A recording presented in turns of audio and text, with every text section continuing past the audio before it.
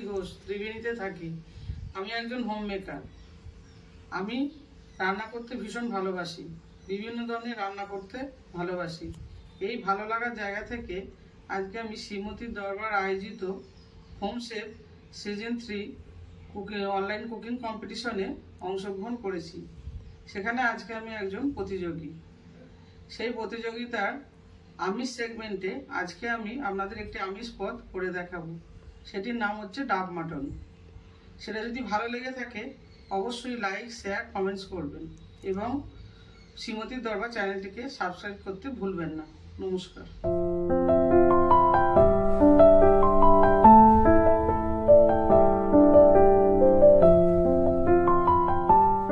ডাব মাটন করতে কী কী লাগে দেখে নিই। এখানে আমি 400 গ্রাম মাংস নিয়েছি। সেটাকে 100 গ্রাম টক দই দিয়ে 2 ঘন্টা মতন ম্যারিনেট করেছি। তারপরে সেটাকে তার মধ্যে নারকেল বাটা দিয়েছি 2 চামচ, আর এই যে ডাবের শাঁস, ডাবের জলটা দিয়ে বেটে রেখেছিলাম সেটাও 2 চামচ দিয়েছি। দিয়ে মেখে আবার 2 ঘন্টা, মানে মোট 4 ঘন্টা মাংসটাকে ম্যারিনেট করতে হবে। আর লাগছে কাঁচা লঙ্কা বাটা, নুন, চিনি, সর্ষের তেল, এটা একটু নারকেল করে নিয়েছি ওপরে ছড়িয়ে দেবো বলে। আর এটা নিয়েছি কাসুন্দি, সাদা সর্ষে বাটা, দুধ আর কাঁচা লঙ্কা চেরা।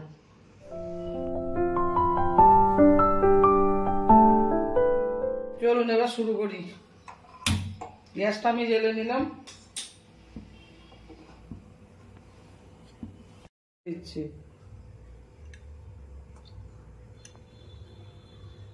4 চামচ মতন দিলাম সর্ষের তেল।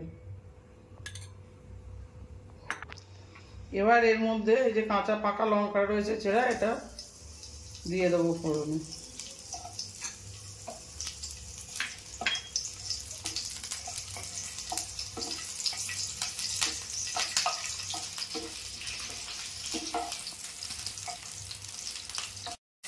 এই যে এটা হয়ে গেছে লঙ্কাটা। এবার এই ম্যারিনেট করা মাংসটা এর মধ্যে ঢেলে দিলাম। এর মধ্যে কিন্তু রসুন, আদা, পেঁয়াজ কিন্তু লাগবে না।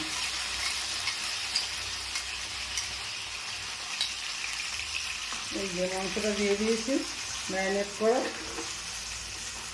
দিয়ে একটুখানি ভেজে নিতে হবে আগে প্রথমে।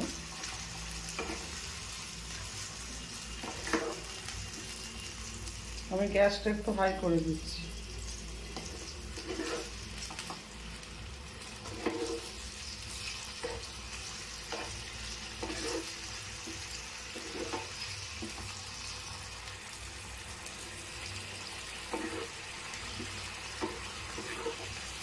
এতে কোনো গুঁড়ো মশলাগুলো, হলুদ গুঁড়ো, লঙ্কা গুঁড়ো সব কিছু লাগছে না। এবার ভাজার পর এবার গ্যাসটাকে একটু কমিয়ে দিয়ে আমি মশলাগুলো আস্তে আস্তে দেবো। এই যে সর্ষে বাটা রেখেছি, সর্ষে বাটাটা পুরোটাই দেবো, 1 চামচ মতো আছে।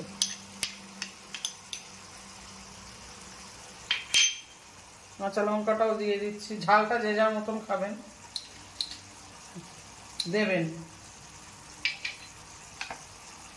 আচ্ছা, এই যে কাসুন্দিটাও 1 চামচ, এটাও দিয়ে দিলাম। এবার মাংস পরিমাণের উপর নির্ভর করছে আপনারা কতটা দেবেন। আমি 400 গ্রাম মাংস দিচ্ছি, সেই পরিমাণ অনুযায়ী মশলাগুলো দিচ্ছি।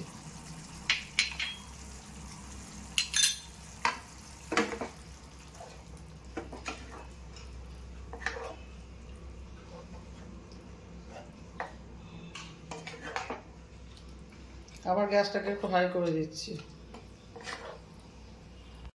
এই যে ডাবের শাঁস বাটাটা, এটাও দিয়ে দিচ্ছি।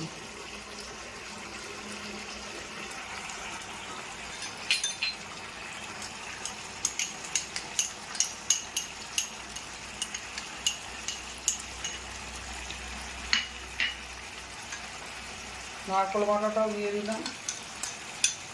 নুন চিনিটা আমি একটু পরে দেবো, আর একটুখানি হয়ে যাওয়ার পর দেবো। নুন, চিনি, দুধ একটু পরে দেবো। এবার এটাতে আমি একটু ঢাকা দিয়ে দিচ্ছি গ্যাসটা কমিয়ে। এটা হতে একটুখানি টাইম লাগে। এবার আমি ঢাকাটা দিয়ে দিচ্ছি। একটু গ্যাসটা কমিয়ে দিই, দিয়ে ঢাকাটা দিয়ে দিলাম। এনে কতটা হলো মাংসটা।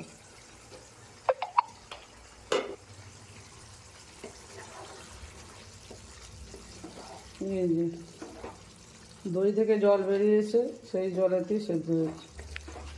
এবার এর মধ্যে আমি এই দুধটা দিয়ে দেবো।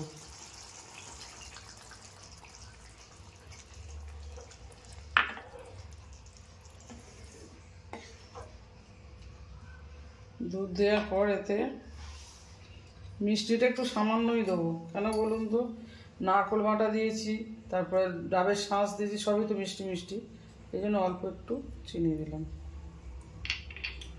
এবার নুনটা দিচ্ছি।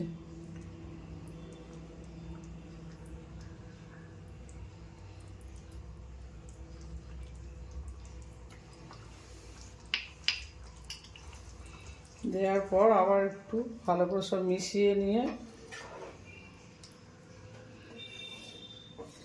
এটা মিনিট 20 আমি ঢাকা দিয়ে হতে দিয়েছিলাম, তারপর দুধটা দিলাম। এবার আবার মিনিট 10 মতন ঢাকা দিয়ে রেখে দেবো, তাহলেই হয়ে যাবে। এটা গরম ভাতের সঙ্গে খেতে খুব ভালো লাগে। এতে দেখুন পেঁয়াজ, রসুন, আদা, হলুদ গুঁড়ো, জিরে গুঁড়ো কোনো কিছুই পড়েনি, শুধু জাস্ট মানে সর্ষে বাটা, নারকোল আর আপনার ডাবের শাঁস এই দিয়েই হলো, না কাঁচা লঙ্কা বাটা, কাসুন্দি। এই যে এবার এটা ঢাকা দিয়ে দিলাম, দিয়ে গ্যাসটা কমিয়ে দিলাম। মিনিট 10 মতন হোক। চলুন দেখে নিই এবার মাংসটা কত দূর হলো। বাহ, তেলটা ভেসে উঠেছে, হয়ে গেছে, সুন্দরভাবে হয়ে গেছে মাংস সেদ্ধও হয়ে গেছে। এবার আমি এটাকে সার্ভ করে দেবো। এটা শুধু গরম ভাত, আমি বললাম গরম ভাত না, পোলাওয়ের সঙ্গেও খাওয়া যাবে, খুব সুন্দর হয় এটা খেতে। আপনার ডাবের মধ্যে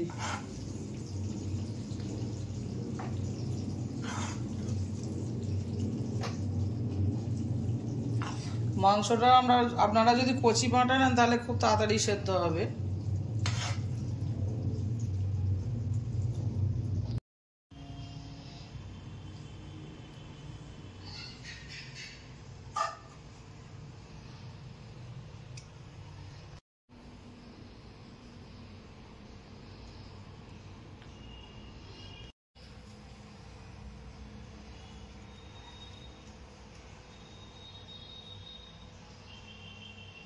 এই যে আমার ডাব মটন রেডি হয়ে গেছে।